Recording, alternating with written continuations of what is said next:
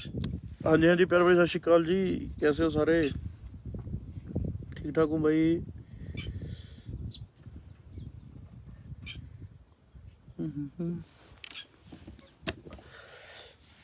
Live live live भाई, एक जाना है, शुक्र है भाई, बड़े टाइम बाद लाइव होया भाई। यार रेता रावे वाला फोन होया पे बड़ा परना पुरना छाड़े।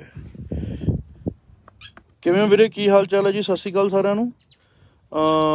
ਸਾਰਿਆਂ ਦੀ ਉਮੀਦ ਕਰਦਾ ਵੀਰੇ ਸਾਰਿਆਂ ਦੀਆਂ ਸਿਹਤਾਂ ਹਨਾ, ਤੁਹਾਡੇ ਸਾਰਿਆਂ ਦੀ ਹੈਲਥ ਠੀਕ ਹੋਊਗੀ, ਤੰਦਰੁਸਤ ਹੋਣਗੇ, ਹੱਸਦੇ ਵਸਦੇ ਹੋਣਗੇ ਸਾਰੇ, ਤੇ ਵਾਹਿਗੁਰੂ ਦੀ ਕਿਰਪਾ ਨਾਲ ਸਾਰੇ ਪਾਸੇ ਅਮਨੋ ਚੈਨ ਹੋਊਗਾ। ਤੇ ਇੱਕ ਛੋਟੀ ਦੋ ਚਾਰ ਬੇਨਤੀਆਂ ਕਰਨੀਆਂ ਸੀ ਵੀਰ ਜੀ, ਛੋਟੀਆਂ ਛੋਟੀਆਂ।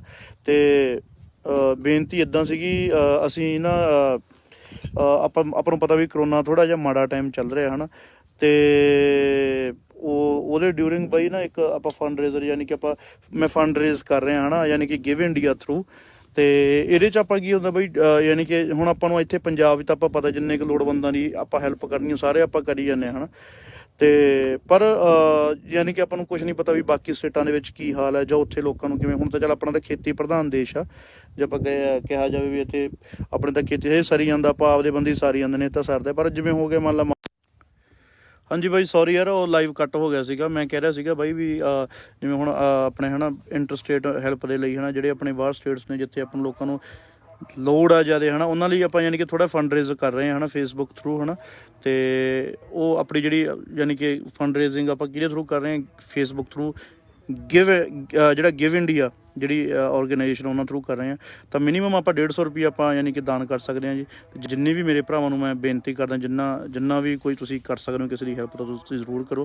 ਅਤੇ ਗਿਵ ਇੰਡੀਆ ਦੁਬਾਰਾ ਮੈਂ ਤੁਹਾਨੂੰ ਸਾਰਾ ਲਿੰਕ ਅਪ ਮੈਂ ਸਾਰਾ ਤੁਹਾਨੂੰ ਦਿੱਤਾ ਹੋਇਆ, ਅਤੇ ਇਹਦੇ ਥਰੂ ਆਪਾਂ ਫੇਸਬੁੱਕ 'ਤੇ ਫੰਡ ਰੇਜ਼ ਕਰ ਰਹੇ ਹਾਂ ਲੋੜਵੰਦਾਂ ਲਈ। ਅਤੇ ਸਾਰੇ ਜਾਣੇ ਜੀ ਵੱਧ ਚੜ੍ਹ ਕੇ ਹੈਲਪ ਕਰੋ ਅਤੇ ਹਿੱਸਾ ਲਓ ਜੀ। ਸਤਿ ਸ਼੍ਰੀ ਅਕਾਲ ਜੀ।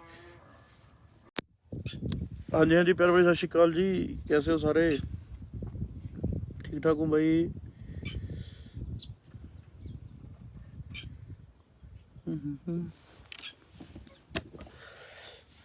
ਲਾਈਵ ਲਾਈਵ ਲਾਈਵ ਭਾਈ, ਇੱਕ ਜਾਣਾ ਹੈ, ਸ਼ੁਕਰ ਹੈ ਭਾਈ, ਬੜੇ ਟਾਈਮ ਬਾਅਦ ਲਾਈਵ ਹੋਇਆ ਭਾਈ। ਯਾਰ ਰੇਤਾ ਰਾਵੇ ਵਾਲਾ ਫੋਨ ਹੋਇਆ ਪਿਆ ਬੜਾ ਪਰਨਾ ਪੁਰਨਾ ਛਾੜੇ। ਕਿਵੇਂ ਵੀਰੇ, ਕੀ ਹਾਲ ਚਾਲ ਹੈ ਜੀ? ਸਤਿ ਸ਼੍ਰੀ ਅਕਾਲ ਸਾਰਿਆਂ ਨੂੰ। ਸਾਰਿਆਂ ਦੀ ਉਮੀਦ ਕਰਦਾ ਵੀਰੇ ਸਾਰਿਆਂ ਦੀਆਂ ਸਿਹਤਾਂ ਹੈ ਨਾ, ਤੁਹਾਡੇ ਸਾਰਿਆਂ ਦੀ ਹੈਲਥ ਠੀਕ ਹੋਊਗੀ, ਤੰਦਰੁਸਤ ਹੋਣਗੇ, ਹੱਸਦੇ ਵਸਦੇ ਹੋਣਗੇ ਸਾਰੇ, ਤੇ ਵਾਹਿਗੁਰੂ ਦੀ ਕਿਰਪਾ ਨਾਲ ਸਾਰੇ ਪਾਸੇ ਅਮਨੋ ਚੈਨ ਹੋਊਗਾ। ਤੇ ਇੱਕ ਛੋਟੀ ਦੋ ਚਾਰ ਬੇਨਤੀਆਂ ਕਰਨੀਆਂ ਸੀ ਵੀਰ ਜੀ, ਛੋਟੀਆਂ ਛੋਟੀਆਂ। ਤੇ ਬੇਨਤੀ ਇੱਦਾਂ ਸੀਗੀ, ਅਸੀਂ ਨਾ ਆਪਾਂ ਨੂੰ ਪਤਾ ਵੀ ਕਰੋਨਾ ਥੋੜ੍ਹਾ ਜਿਹਾ ਮਾੜਾ ਟਾਈਮ ਚੱਲ ਰਿਹਾ ਹੈ ਨਾ, ਤੇ ਉਹਦੇ ਡਿਊਰਿੰਗ ਬਾਈ ਨਾ ਇੱਕ ਆਪਾਂ ਫੰਡ ਰੇਜ਼ਰ ਯਾਨੀ ਕਿ ਮੈਂ ਫੰਡ ਰੇਜ਼ ਕਰ ਰਿਹਾ ਹੈ ਨਾ, ਯਾਨੀ ਕਿ ਗਿਵ ਇੰਡੀਆ ਥਰੂ। ਤੇ ਇਹਦੇ 'ਚ ਆਪਾਂ ਕੀ ਹੁੰਦਾ ਬਈ, ਯਾਨੀ ਕਿ ਹੁਣ ਆਪਾਂ ਨੂੰ ਇੱਥੇ ਪੰਜਾਬ 'ਚ ਤਾਂ ਆਪਾਂ ਪਤਾ ਜਿੰਨੇ ਕੁ ਲੋੜਵੰਦਾਂ ਦੀ ਆਪਾਂ ਹੈਲਪ ਕਰਨੀ ਉਹ ਸਾਰੇ ਆਪਾਂ ਕਰੀ ਜਾਂਦੇ ਹਾਂ, ਹੈ ਨਾ।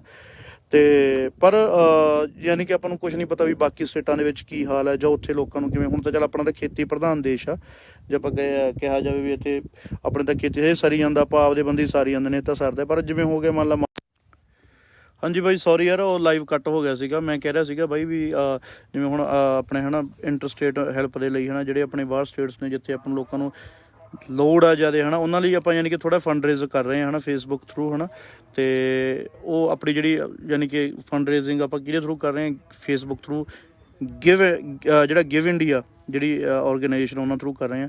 ਤਾਂ ਮਿਨੀਮਮ ਆਪਾਂ 150 ਰੁਪਈਆ ਆਪਾਂ ਯਾਨੀ ਕਿ ਦਾਨ ਕਰ ਸਕਦੇ ਹਾਂ ਜੀ। ਜਿੰਨੇ ਵੀ ਮੇਰੇ ਭਰਾਵਾਂ ਨੂੰ ਮੈਂ ਬੇਨਤੀ ਕਰਦਾ, ਜਿੰਨਾ ਵੀ ਕੋਈ ਤੁਸੀਂ ਕਰ ਸਕਦੇ ਹੋ ਕਿਸੇ ਦੀ ਹੈਲਪ ਤਾਂ ਤੁਸੀਂ ਜ਼ਰੂਰ ਕਰੋ। ਅਤੇ ਗਿਵ ਇੰਡੀਆ ਦੁਬਾਰਾ ਮੈਂ ਤੁਹਾਨੂੰ ਸਾਰਾ ਲਿੰਕ ਅਪ ਮੈਂ ਸਾਰਾ ਤੁਹਾਨੂੰ ਦਿੱਤਾ ਹੋਇਆ, ਅਤੇ ਇਹਦੇ ਥਰੂ ਆਪਾਂ ਫੇਸਬੁੱਕ 'ਤੇ ਫੰਡ ਰੇਜ਼ ਕਰ ਰਹੇ ਹਾਂ ਲੋੜਵੰਦਾਂ ਲਈ। ਅਤੇ ਸਾਰੇ ਜਾਣੇ ਜੀ ਵੱਧ ਚੜ੍ਹ ਕੇ ਹੈਲਪ ਕਰੋ ਅਤੇ ਹਿੱਸਾ ਲਓ ਜੀ। ਸਤਿ ਸ਼੍ਰੀ ਅਕਾਲ ਜੀ।